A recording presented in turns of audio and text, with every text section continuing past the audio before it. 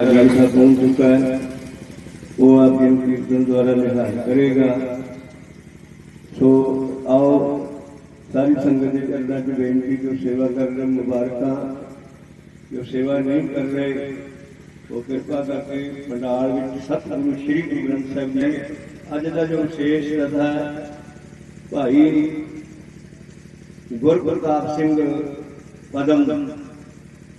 जो कि श्रोमणी सभा श्री गुरु हरगोबिंद साहब श्रोमणी ढाडी सभा के प्रधान भी हैं। उन्होंने आप तकरीबन 8 बजे स्टेज पर चाढ़ देना है, तो फिर उन्होंने को खुला समा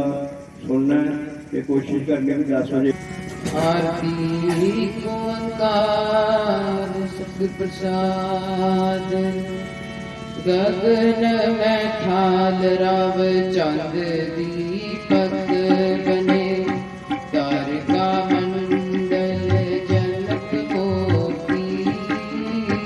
धूप मलयान लो पवन चमरो करे,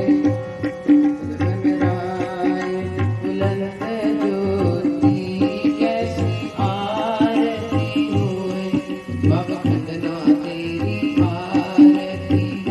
अनहदा शब्द वाजत मेरी, सहसे तव नैन नैन नैन है तुम्हें कोई, सहस पद विमल दन एक पद गंध बिन, सहस तव गंध दिव चलत मोही, सब में दूत प्रगट होए,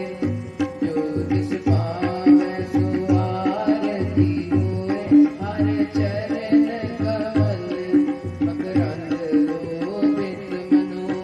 आरती भजन मुरारी हटे, नाम बिन दूजे सजल बसारे, नाम तेरो आसनो नाम तेरो रसा, नाम तेरा नंदी चवर डुलारे, 10 अठाठ सखी चारे पानी, इन्हें बर्तन में साव तेरो आरती, सतनाम है हर भोग तुम्हारे,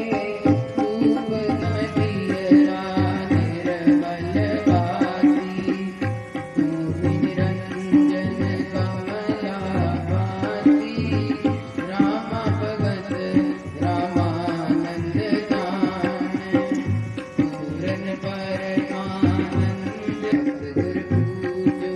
पाई, साडा ब्रह्मा निगम विचार, अर्थ न लखिया जारा, जोत लाए जगदीश जगाया,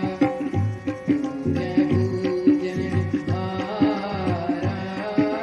वंदे शब्द तेरी आरती कीनी,